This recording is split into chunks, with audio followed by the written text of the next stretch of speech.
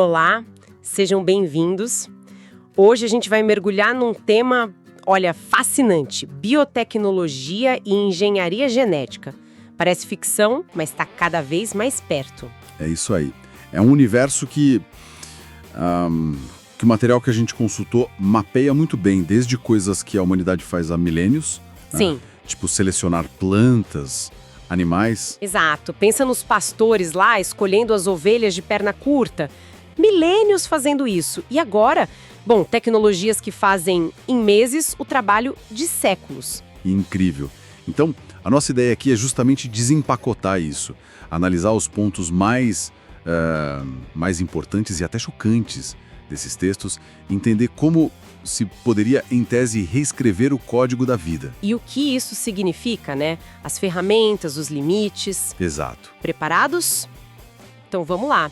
Para começar, o básico do básico: DNA. Aquela molécula famosa, a dupla hélice, que fica lá dentro das nossas células. Isso. É o manual de instruções da vida, basicamente. E o conjunto todo dessas instruções, em cada célula, é o genoma. E o projeto Genoma Humano foi um marco nisso, né? Com certeza. Foi um esforço gigantesco e trouxe uma surpresa que o material até destaca. A gente tem bem menos genes que produzem proteínas do que se pensava. Menos? Quanto menos? Olha, achavam que eram 100 mil, mas na verdade são menos de 25 mil. Nossa, bem menos. Pois é. Isso já mostra que a complexidade da vida não vem só do número de genes, sabe? É mais sobre como eles interagem, como são ligados e desligados. Faz todo sentido. E aí que entra a engenharia genética moderna, né? Ela pega aquele processo lento, tipo das ovelhas que você falou, Isso, que levava gerações e gerações. e pum, acelera tudo. Mas aí fica a pergunta que o material levanta: quem decide o que é melhor? Exato.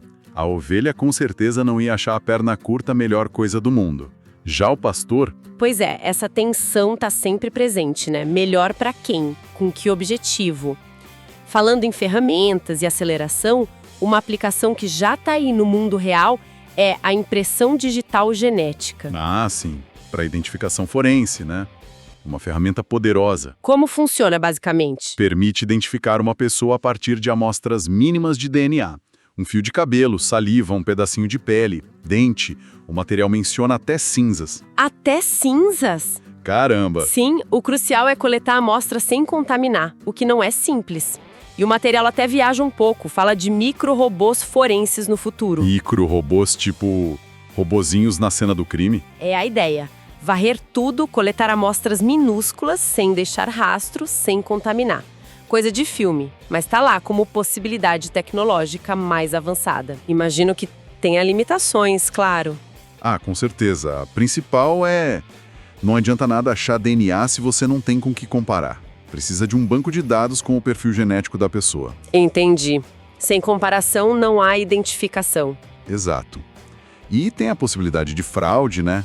Plantar DNA falso ou, em cenários mais futuristas, usar a nanotecnologia para limpar a cena, apagar os vestígios. Complicado.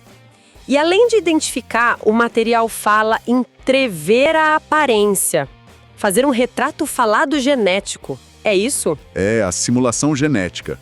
A ideia é que, com tecnologia avançada e mais dados, daria para ter uma boa noção da aparência física de alguém só pelo DNA. Só pelo DNA? Bom, não só o DNA puro. Entra aí conhecimento de fisiologia, nutrição durante a gestação, talvez DNA da mãe para refinar. A precisão aumentaria com mais informação. Então daria para estimar a altura, cor dos olhos, talvez até traços do rosto? Exato. Até predisposições comportamentais, quem sabe. Mas é sempre uma probabilidade, né? Não uma foto exata. Uma estimativa. Fascinante. Mas e para mudar os genes? Como se faz para inserir um gene novo ou consertar um defeituoso? Aí entram as técnicas de engenharia mesmo. Uma bem conhecida usa retrovírus. Vírus? Como assim? É tipo o HIV, mas modificado em laboratório. Ele é desarmado, digamos assim, e usado como um veículo para entregar o gene que você quer dentro das células. Usar um vírus para consertar algo soa meio arriscado. E tem seus riscos sim. Não é 100% preciso. o vírus pode acabar inserindo o gene no lugar errado do genoma. E isso pode causar problemas. Pode danificar outro gene importante, causar mutações ou até, em casos raros, levar ao desenvolvimento de câncer. É um risco que existe. Entendi. Existe alternativa mais segura? Bom, em níveis tecnológicos mais altos, que o material chama de NT9 para cima, a aposta seria nos nanovírus. Nanovírus? O que seria isso? Seriam construções biológicas artificiais ou vírus naturais muito modificados. Pensa neles como ferramentas moleculares de altíssima precisão. Tipo cirurgiões microscópicos? Quase isso.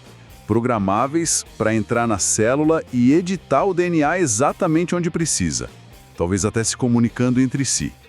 Seriam a base para modificações bem mais radicais. Uau!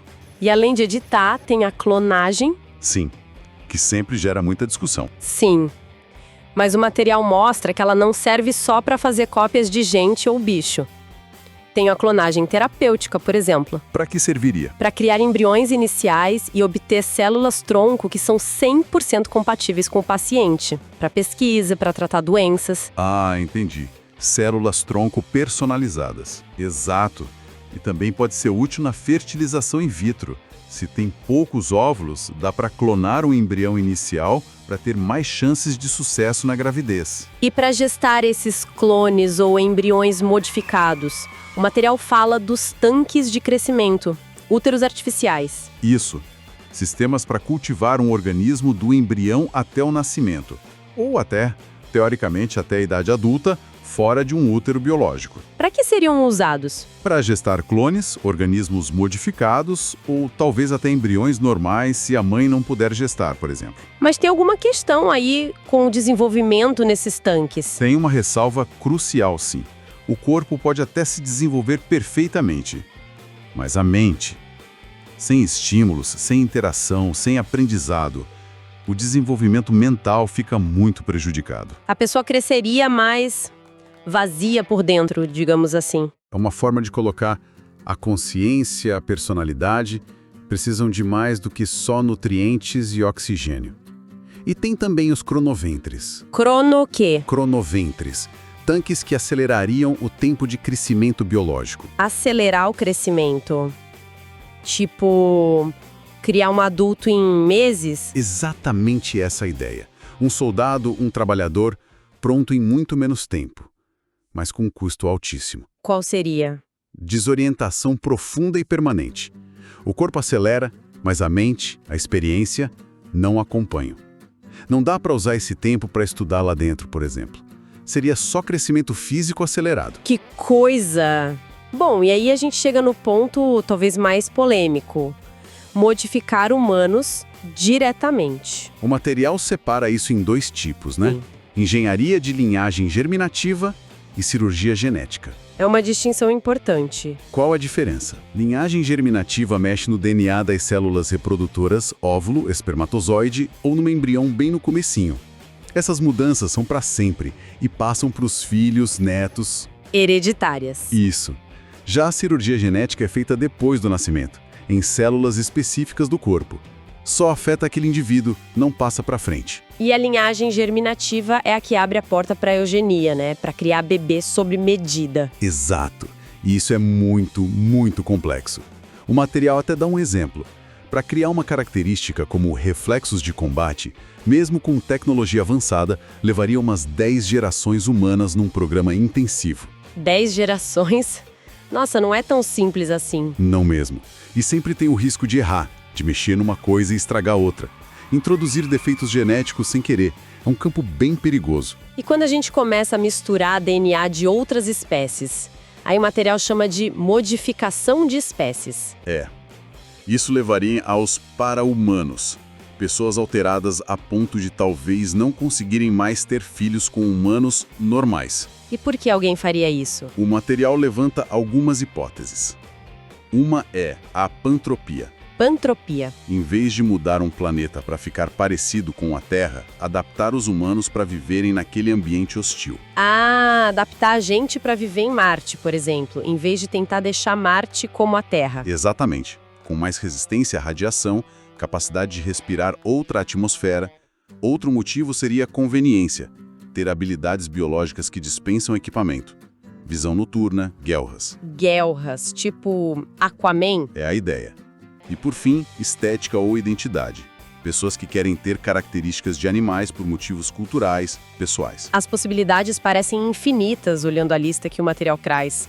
Modificações no coração, cérebro. Sim, cardiovasculares para aguentar força G de aceleração ou para viver mais, cerebrais para aumentar QI, mas aqui tem um alerta grande. Qual? O risco de instabilidade mental. O exemplo dado é de megagênios criados que acabaram desenvolvendo esquizofrenia, porque a gente ainda não entende o cérebro direito. Mexer nisso é muito delicado. Com certeza. E os sentidos? Dá pra ter visão de gato, sonar de morcego. A ideia tá lá. Visão noturna, ecolocalização, infravermelho. O desafio não é só ter o órgão, é fazer o cérebro humano aprender a usar essa informação nova. É um obstáculo imenso. E mudanças físicas maiores. Braços extras, asas. Também são mencionadas. Braços extras exigiriam uma reforma geral no corpo. Ossos, músculos, nervos, cérebro e asas para voar. Tem a questão da lei do quadrado cubo. A lei do? Quadrado cubo. Conforme algo cresce, o peso aumenta ao cubo, mas a força ou a área da asa aumenta só ao quadrado. Para um humano voar, as asas teriam que ser gigantescas, impraticáveis. Precisaria de um corpo totalmente diferente. Caudas também são citadas. E os bioroides? O que são eles exatamente? São diferentes de humanos modificados. Seriam criados artificialmente, por biogênese. Imagina nanomáquinas montando um esqueleto básico e depois cultivando tecidos em cima, seguindo um DNA sintético. Então, é uma mistura de biológico e artificial desde o começo? Isso. E muitas vezes seriam estéreis, talvez com vida útil limitada, feitos para uma função específica, quase como ferramentas descartáveis. Que ideia! E as quimeras? Misturar embriões? Fundir embriões de espécies diferentes bem no início. Mas o alerta é, quanto mais diferentes as espécies, tipo humano e lobo, mais difícil, mais chance de dar errado, de gerar defeitos graves. Provavelmente precisaria de muita engenharia prévia para tornar os embriões mais compatíveis. Saindo um pouco dos humanos, a engenharia também se aplicaria a animais, claro. Sim, bastante. Uma área é o aperfeiçoamento ou uplifting, dar inteligência, às vezes fala, para outros animais. Tipo, cachorros ou golfinhos superinteligentes. Exato. Cães, golfinhos, polvos, corvos poderiam ser companheiros, soldados, trabalhadores. O material cita o golfinho Doolittle como um exemplo pioneiro que ficou muito inteligente, mas teve problemas de adaptação, perdeu instintos. Interessante. E os animais farmacêuticos? O que é isso? Usar animais modificados como fábricas biológicas. O exemplo clássico são as cabras-aranha. Cabras-aranha. Isso. Cabras que produzem proteína de teia de aranha no leite. Aí você extrai a proteína para usar industrialmente. Outro exemplo, mais sinistro, é um gado cujo leite poderia ser processado para virar explosivo. Nossa, usar bicho para fabricar coisa. É um jeito de produzir substâncias complexas usando biologia, talvez mais barato que a indústria química pesada. E os bioinstrumentos? Aí a coisa fica ainda mais estranha. Organismos vivos como ferramentas. Pois é, leva a ideia a outro nível. Edifícios que crescem de uma semente, com paredes que se curam sozinhas, sistemas circulatórios internos. Um prédio vivo? Basicamente. Ou naves espaciais biológicas. O material cita o tubarão do vácuo, uma nave de combate orgânica baseada talvez numa criatura espacial modificada, com sistemas vivos, talvez até um piloto conectado mentalmente a ela. Surreal. Descendo mais ainda, para micróbios, bactérias, vírus. O que dá para fazer? Muita coisa. Pro bem. Bactérias que mineram metais, que comem plástico ou poluição, fungos que produzem remédios, vitaminas, comida. Comida! Sim, cogumelos supernutritivos, leveduras para viagens espaciais. Até fungos que funcionariam como computadores biológicos simples, ou biofilmes para superfícies que não sujam, ou barreiras médicas. Parece útil, mas tem o lado sombrio, né? Armas biológicas. Infelizmente, sim. A engenharia genética poderia turbinar doenças conhecidas, antraz, peste, aumentar a letalidade, mudar como se transmite. Imagina um ébola que pega pelo ar. Meu Deus. Ou criar resistência a todos os remédios. E os nanovírus artificiais poderiam ser ainda piores, imunes às nossas defesas naturais. E aquela ideia de patógenos direcionados? Essa é assustadora mesmo. Criar um vírus ou nanovírus que só ataca a gente com um marcador genético específico. Uma arma étnica, ou até personalizada. Teoricamente, sim. Atacar só uma população ou até só um indivíduo específico com base no DNA dele. É um cenário de pesadelo. Diante de tudo isso, as questões éticas explodem, né? Com certeza. O material não dá respostas, mas levanta os dilemas. A questão de brincar de Deus que bate de frente com muitas crenças. O risco da eugenia voltar com força, justificando o preconceito, criando castas genéticas. Quem decide o que é bom ou ruim em termos de genes? Exato.